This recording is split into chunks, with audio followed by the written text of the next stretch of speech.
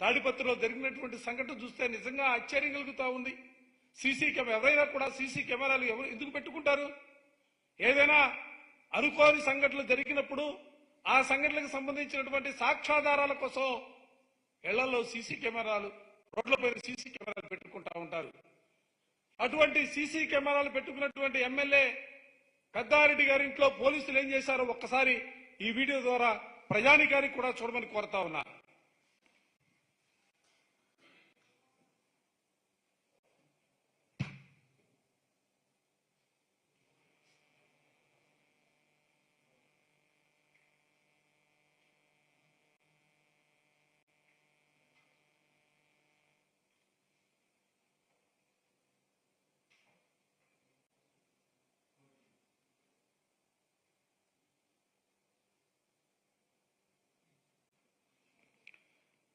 సాక్షాత్తు శాసనసభ్యుడిగా ఉన్నటువంటి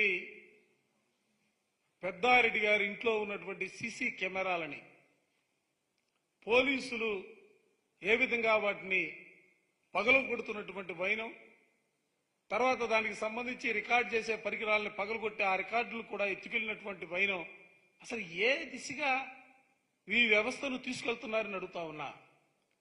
నరసరావుపేట ప్రాంతంలో, నరసరావుపేటలో సీనియర్ శాసనసభ్యుడిగా ఉన్నటువంటి గోపిరెడ్డి శ్రీనివాసరెడ్డి గారి ఇంటిపైన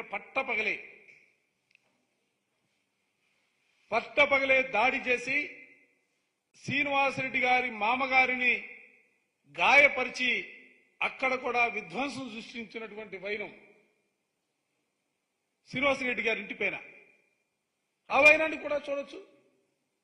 తెలుగుదేశానికి సంబంధించినటువంటి వందలాది మంది కార్యకర్తలను వెంట పెట్టుకుని అక్కడ పోటీ చేస్తున్నటువంటి అభ్యర్థి ఏ విధమైనటువంటి దాడులకి పాల్పడ్డాడో దీనిలో కనపడతా ఉంది. శ్రీనివాసరెడ్డి గారి హాస్పిటల్ అది, వాళ్ళ మామగారికి దెబ్బలు తగిలాయి.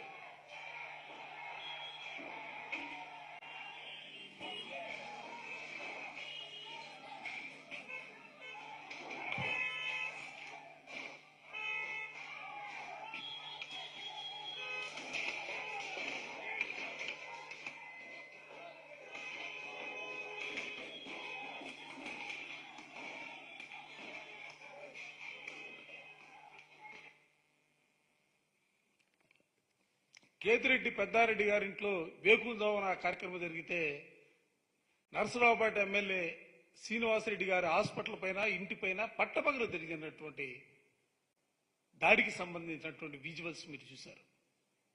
అసలు ఎటుపోతా ఉంది పోలీసు వ్యవస్థ? ఎవరి ప్రయోజనాల కోసం మీరు పనిచేస్తున్నారో మీరు చదివినటువంటి చదువుకు సంబంధించి గారు ఒక్కసారి ఆలోచించమని చెప్పిన ఈ సందర్భంగా కోరుతా ఉన్నా. తప్పుడు పనులు చేసి ఇవాళ ప్రజాస్వామ్య వ్యవస్థలో ఏ విధమైనటువంటి ఫలితాలు ఉంటాయో చూశారు.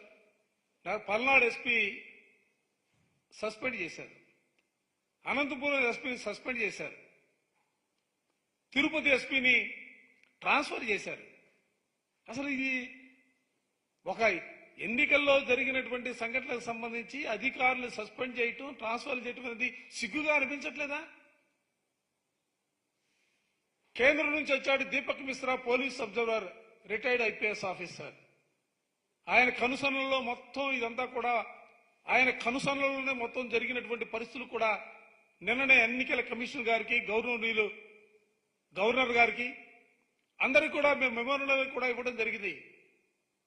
ఇవాళ వైఎస్ఆర్ కాంగ్రెస్ పార్టీ కోరుకుంటుంది కానీ ఈ రాష్ట్రంలో ఒక ప్రశాంతమైనటువంటి వాతావరణం ఉండాలని మా ముఖ్యమంత్రి జగన్మోహన్ రెడ్డి గారు ఆశపడతా ఉన్నాడు.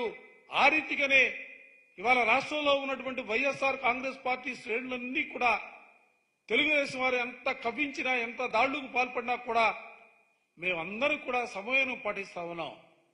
మా సమయాన్ని కూడా మీరు అస్మత్తుగా దయచేసి భావించొద్దని కూడా పార్టీ వేదిక నుంచే తెలుగుదేశం శ్రేణులు అందరినీ కూడా హెచ్చరిస్తా ఉన్నాం.